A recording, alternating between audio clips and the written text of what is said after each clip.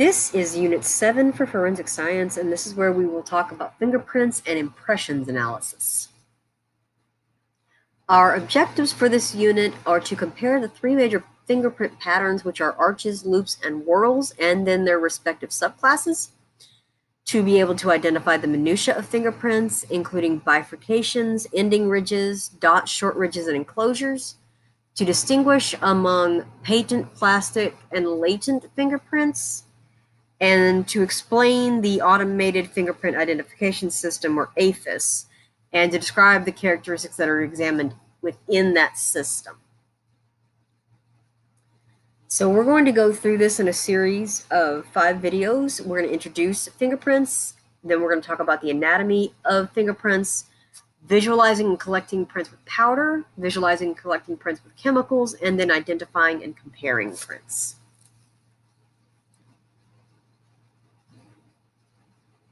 So fingerprints are the oldest known method for identification of an individual. And historical records show fingerprints and handprints being used in Chinese criminal cases as early as 200 BC. There is a book from Persia written around 1380 that presents the possibility for using fingerprints as identification, but the Western world did not start studying fingerprints until around 1788 when Dr. J.C.A. Mayer began documenting ridge patterns on prints.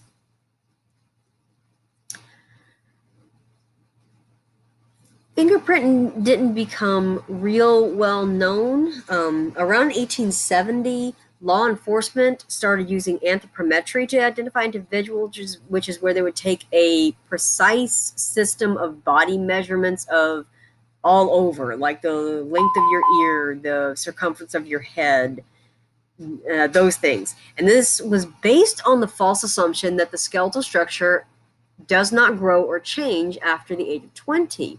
And they also wrongly assumed that no two individuals could have the same set of measurements. They got proven pretty famously wrong when a man was arrested and brought to a prison, and they found out that another man was already incarcerated at that same prison with that same name, and he had the exact same set of anthropometric measurements. And so they had quite a time differentiating between these two individuals. In reality, fingerprints are the only thing that is truly unique about an individual. Not even identical twins have the same set of fingerprints. And your fingerprints do not alter as you age and are very difficult to destroy. Superficial cuts and burns do not destroy them. You actually have to go about 2 millimeters below the surface of the skin in order to do enough damage to materially alter the print, and even then the scar pattern becomes unique. So besides fingerprints, you can also use palm prints, footprints, and toe prints to identify an individual, because these are also very unique. Nowadays, DNA profiling has become more common a method of identifying a person, but the database maintained by the FBI for fingerprints is much larger than the database of known DNA profiles. So forensic analysts are more likely to get a match from a fingerprint than from a DNA profile at this time. Also, fingerprinting comparison and analysis is much cheaper than DNA analysis, so it's still our go-to method for identifying individuals. So on your fingers, there are papillary ridges, which are raised lines that form the unique pattern on your fingers and palms and feet. And this is a result of stresses within the basal layer of your skin, between the epidermis, which is your outer layer of cells, and the dermis, which is the inner layer that contains your blood and capillaries and your sweat glands and hair follicles. And the stress between these two layers causes the basal layer to fold and buckle. And this occurs between 10 and 20 weeks after conception in the uterus. So you're forming your fingerprints when you are still in your mother's uterus. The ridges are all lined with sweat glands that will deposit sweat on the surface of whatever you touch. And that is what leaves the fingerprint impression, is the sweat and oil from off of your finger. So when we're examining fingerprints, we're going to look at 3 levels of detail. And first is the pattern. There are we're looking at the primary pattern area on the thickest portion of the finger pad. And those are going to either be classified majorly as an arch, a loop, or a whorl. And you have some pictures down here to kind of give you an idea. But it's just not just arch, loop, or whorl. They go much more in depth than just this. So the arch is your rarest print pattern. About 5% of all fingerprints will end up with a arch pattern. You can either have a plain arch, which is where the ridge flows from one side to the other without a significant upthrust. It's just like a little hill. Or you can have a tinted arch, where there is a significant upthrust. It looks like a tent, and you see a delta. Delta is one of the most significant features used to identify pattern type. And what they are is a triangular region that shows the ridges are starting to go in separate directions. The second major print pattern is the loop, where you have a ridge start on one side of the finger and then returns to that same side of the finger. Loop patterns always have one delta that will be opposite the opening of the loop. If it is an ulnar loop, then you have the delta opening, the loop opening towards your little finger. If it is a radial loop, it opens towards your thumb. Then the third type of fingerprint pattern is the whorl, which is a circular pattern. And there are actually 4 types of whorl patterns. There's the plain whorl. This is where one or more ridges is going to make a complete circle, and it will have 2 deltas, one on either side. You need to be able to draw a line from the one delta to the other and across the whorl to classify something as a plain whorl. The second type of whorl is a central pocket loop whorl, where a complete circle occurs inside of a loop pattern. Third type is a double loop whorl. You have 2 loops from opposite sides of the finger wrapping around each other, kind of like a yin-yang, and so that has 2 deltas on both sides of the finger. And then the last type of whorl is what we call an accidental whorl, and that's just a designation that's given to any fingerprint that does not fall into any of the other classifications. So here is an example of all of those.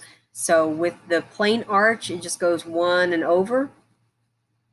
With the tinted arch, there's this sharp upthrust. Then this is one type of loop. If this was on your left hand, this would be a radial loop. If it was on your right hand, it would be an ulnar loop. And then right here is the delta that we were talking about, this little triangular piece that's opposite the opening of the loop.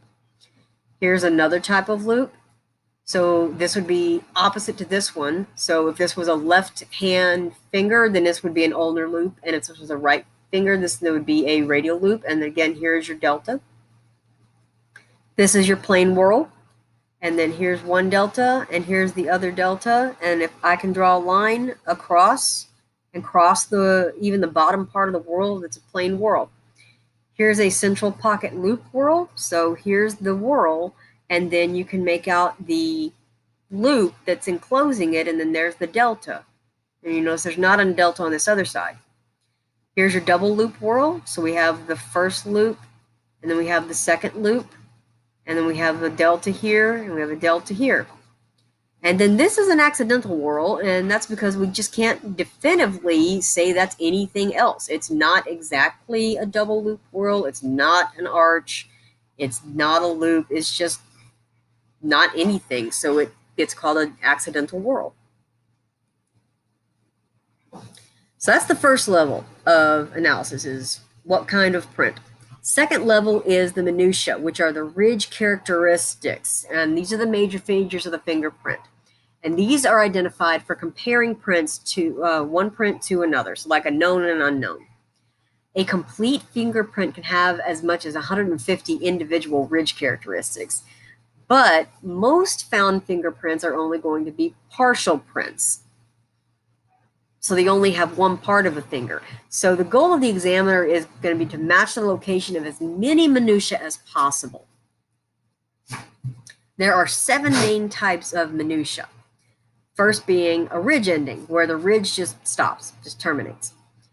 Then there is a bifurcation where the ridge forks. A single ridge is going to split into two forks. Then there's a dot that is a short ridge and looks like a dot instead of a line. Then there's the island where you have just a very short line. An enclosure or eye is where the ridge bifurcates and then reconnects. A bridge is where a perpendicular line is going to cross two parallel ridges and connect them. And then a spur is just a short bifurcation of a longer ridge. And as you can see in this bottom corner, there's examples of all of these, except for it includes also the idea of a double bifurcation, where this ridge bifurcated once and then did it again, or a trifurcation, which looks kind of like a sideways pitchfork. Then the last level of detail you have to use a microscope to see, and that's going to look at the size of the pores on the papillary ridges, then the flow and distribution of the pores. And you're only going to get these with very high quality prints. And these are unique aspects of fingerprints that make it possible to track down unknown people and solve crimes and locate missing persons. So all of these together will greatly aid in a forensic science investigation. Next time, we are going to discuss how you visualize and collect prints with powder.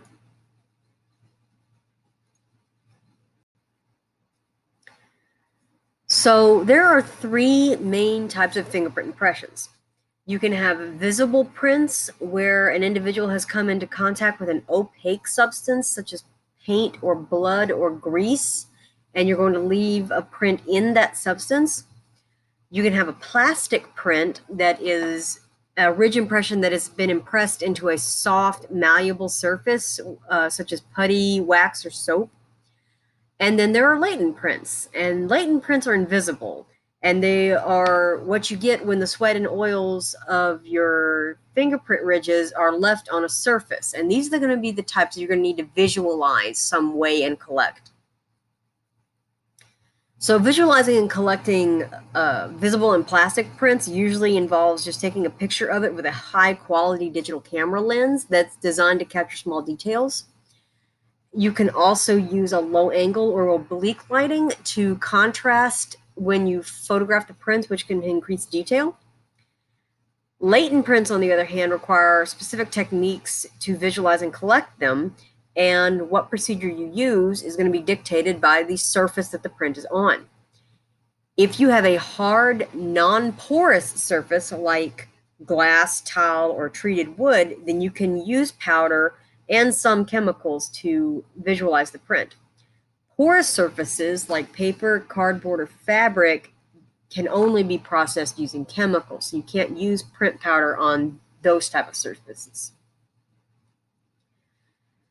Powder lifting is going to be your only option when you're needing to print a large non-porous surface that can't be taken back to the lab with you. So we discussed in a previous unit where if you could take the object with you, you would want to take the object with you. But if it's something like a door frame or a window, then you won't be able to take that. You'll have to print it. And you'll use a standard fingerprint kit. And so these kits typically include some kind of fiberglass or camel hair brush. You're going to have a basic print powder, and then also fingerprint tape, and also probably a card to put the fingerprint down on once it's been lifted. So first, you'll use the brush to apply the powder to the surface that you're printing to locate where the print is at.